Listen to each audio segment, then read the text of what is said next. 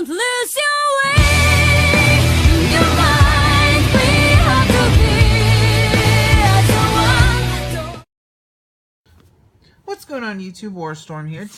Today I'm bringing you guys an updated Spiral deck profile after the February 2018 ban list and for the new format. Obviously the ban list did hit Spiral Resort to 1. It was kind of a much necessary hit to kind of keep the deck in check, but nevertheless, as long as this is a card, as long as this card exists, I do think the deck is still decent. I definitely don't think it's, you know, nearly as good, but it's definitely shown that it's more than capable of still keeping up with the top tier decks at the big events. And while I would still say that Magicians are the better deck right now, and there's other decks you can definitely be playing, it's still a pretty fun deck. Honestly, I know it's definitely a fun link deck to play, and it's really pretty fun and combo heavy. First off, of course, we have the 3 copies of Spyrals Super Agent. Not really too much to say about Super Agent. He's basically your whole deck's built around this card. Special summons himself, allows you to pop a back row and he's summoned, and he gets a Spiral name on board for double hell. It's really, really good. Then, of course, the limited Quick Fix and Drone. Obviously, these cards are... Quick Fix is obviously really powerful. Not a hard once per turn search. Allows you to discard dead cards and get them in the grave, which is really good. Drone allows you to mess up your opponent's draws, which is always really nice. The open Drone and Super Agent, you pretty much get your whole engine going. There's a lot of combos where if you open Quick Fix, if you open Quick Fix and some kind of extender like Double Summon, you can search Drone, get your whole engine going, because it is a Spiral gear. And then, of course, 3 Toughs. This is one of the cards that allows the deck to go second so effectively. Basically, if it allows you to pop a back row, target a card, and if you call the top card opponent deck correctly, the card is destroyed. Really good card. It's another level 4 for your Baguska plays, and it's also a warrior that can be searched off of Rhoda. And if you're going, it's just what allows, it baits out so many things, and basically it's like going second, it's like having 3 more copies of Drone. Even though it's not the best card going first, you just need more Spiral names to kind of get your plays going, especially with now that you won't have as consistent searches with Resort Limited. And then, of course, your one-ofs, your Master Plan, your Last Resort, and your Sleeper. Master Plan's, obviously, her search effect is not going to be as good with Resort Limited because you're not going to get that double search nearly as often, but still searches out your Spiral missions, which allow you to kind of extend your combos. And Sleeper and Last Resort is one of the best boss monsters in the game, equipped with the Last Resort. Really definitely still should have them. Then we have the 1 Destrudo. I did consider playing the Dark Worm simply because Dark Worms can be decent pitch fodder for cards like Quick Fix, but I just found Destrudo just by itself seems like enough. You can definitely maybe trim out like an Upstart or something if you want to play Dark Worm. But Destrudo is still a really strong card. You do pay half your life, but it allows you to get your whole engine going, searching field spells and whatnot. It's really good. Of course, wouldn't be most deckless with a couple hand traps. We have 2 Ash, 2 Ogre, and 1 DD Crow. I still like having the DD Crow for the Recite Starling play. There are still, I think, even with 1 Resort, there are still some combo, and it's just a really good card to have, in my opinion. There's some situations where Princess Sprite's not all that you want to make. You just need another monster, and at worst case scenario, it's just a monster you can special summon. But I feel like having this is kind of the proper. You want to. Ghost Ogre's a little bit better against the best deck, which is Magicians, and Ash is a little better against pretty much everything else. Ash doesn't really stop that much against Magicians, honestly, minus the Sorcerer's Pendulum effects, but Ghost Ogre can stop them dead in their tracks if you use it on their Electromite. Really strong hand traps. So now, of course, we have, for the field spells, we have the 1 Dragon Ravine, the 1 Pseudospace, the 1 Spiral Resort. I've seen a lot of players maxing out on Dragon Ravines, and I don't know if... I understand the theory behind maxing out on it is allows you to get to your resort faster, which is really good, but a lot of times you really want to keep that resort in deck so you can get the double search off your master plan. And I've even seen some Spiral players playing Shuffle Reborn just to put resort back in the deck. Pseudospace is really good because if you're unfamiliar with what it does, it allows you to banish a field spell from your grave to copy its effect till the end of the turn. So that's really good because it gives you a way to search out get a second resort search in the same turn. And there are some combos where you do need it. Ideally, you want to keep your resort on the board. But there are some times where it gives you a follow-up play. Let's say you activate resort and they Ghost Ogre, and you just like, okay, terraforming, search out pseudospace effect, and you still get your search and still get your plays going.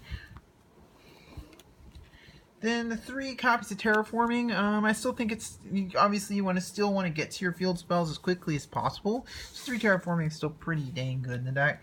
Then for our cards that get us there, of course we have the 2 double summons and the 3 Foolish Burial Goods. I ended up bumping this to 3 simply because I wanted to have ways to get my plays going more quicker and more often. And I feel like you can definitely trim some of these cards down because I've seen a lot of builds they aren't running these cards. But I do feel that like I want to make the deck as quick and to get its combos going quickly as possible. So I'm kind of maxing running these cards for that reason. Then 2 Spiral Gear Big Reds. I feel like this has kind of always been the ratio since we got Double Helix. I've been running of this card, and I still feel like it's basically a searchable monster reborn, and it allows you to kind of set up a lot of your Tri-Gate Wizard boards, and just kind of and also can keep you from dying in some cases because the monster is immune to being destroyed by battle. Then for the 1-0s, with the 1 Foolish Burial, the 1 Upstart Goblin, the 1 Rhoda, and the 1/1 for like the kind of like the combo extenders and getting us there. Upstart's kind of self-explanatory, it allows you to draw extra cards. Foolish Burial is really good because if you open Quick Fix, and you can get Quick Fix in the grave if you really, really want to. The main thing is if you open Quick Fix in this, you can go, okay, Quick Fix, search Big Red, and then activate Foolish, and send something. You can also send Dark Worm if you do play it, or Shudo if you do play it. Rhoda just kind of is like an extra consistency card that gets you to your Super Agent, and 1/1 is really, really good because if you have 1/1 in any monster, it turns into Quick Fix, it turns into Double Helix and gets your whole engine going. It's really, really good. And then probably then some of these stronger 1-ofs in the deck, of course, the one Soul Charge the Monster Reborn. Soul Charge is kind of self-explanatory. It's so good in this deck. Monster Reborn also the fact that you can revive any Link monster and just set up boards is absolutely nuts, and I'm so glad to have it back. It's such a good card. Then for the Spiral missions, the 2 and 2 ratios, the 2 rescues and 2 assaults. I might bump assault down to 1 and maybe play something else, but I do kind of like. Their on-field effects, especially rescues, are definitely not bad, but the main thing is you want them in the grave. If you open, say, like Quick Fix, you can activate goods, you can send this to get your searching drone, to get drone on board, to get your Double Helix going, and rescue just gives a monster reborn, searchable monster reborn, what's not to like. Then for the extra deck, the 2 copies of Spiral Double Helix. I don't think this has really changed in any of my builds, and I don't see a reason to ever bump it to 3. And I remember a lot of players. I feel like it's a little bit like Electromite, although Electromite's doesn't have a hard ones per turn on some of its effects. I feel like by the time a 3rd one would come up, you're probably in such a winning position that you really don't need it.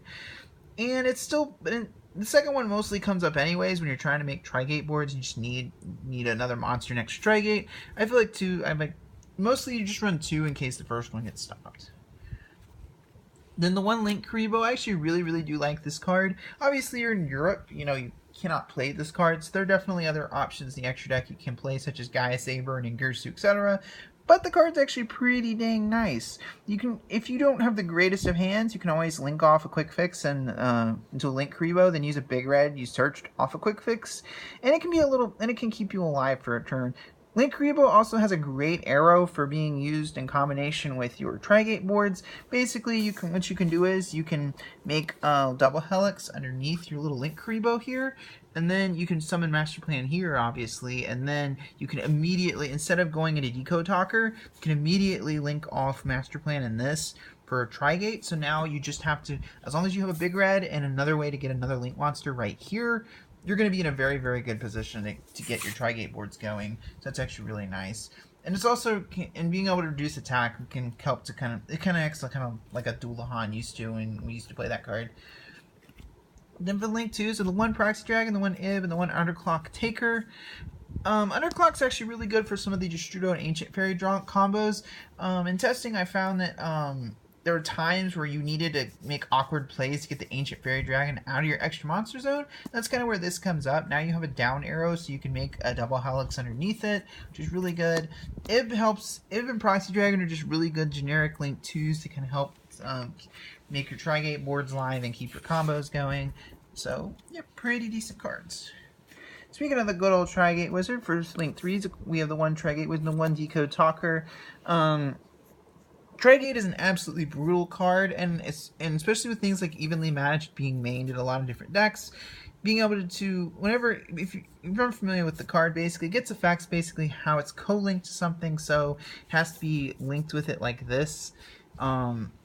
It gets extra effects, and if you have it co-linked with 3, it can negate and banish a card, so it's really good for negating board wipes or things that'll prevent you. And Deco Talker is usually the best generic link 3 to make. If you make your double helix play in your extra monster zone, you just link into this, and then it kind of becomes a firewall with other things. It's really, really strong generic links. Speaking of firewall, for our 2 link 4s, we have Borreload and one a Firewall Dragon. If you're in Europe and you obviously don't have or play this little guy, you can definitely play a Yugioh if you do have it. But I'm not really sure how much Yugioh would come up for this deck, especially with the lack of, but I feel like Yugioh is one of those plays, at least with this deck. I don't know how good it will be, but I still really, really like Borreload. Being able to attack and take monsters is really, really strong. And Firewall is obviously, brutally good card, and I definitely, it's one of the most important cards in your extra deck. Then for the Exceeds, I play for rank 1s, I play the one Princess Sprite and the one Starling, and then the Baguska for our rank 4s. Baguska's pretty self-explanatory. It's really good against a lot of decks right now.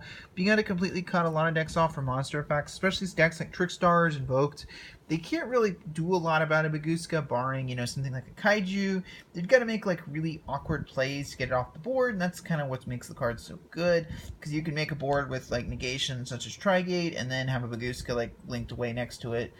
Starling and Princess Sprite are really good rank 1s. Starling actually helps you to play around basically anything big, like Masterpiece, because you can pump up your Deco Talker, and by 600 when it's summoned, which is kind of cute. It just helps you to, and not only that, it does search you out your DD Crow. That's her main purpose, obviously.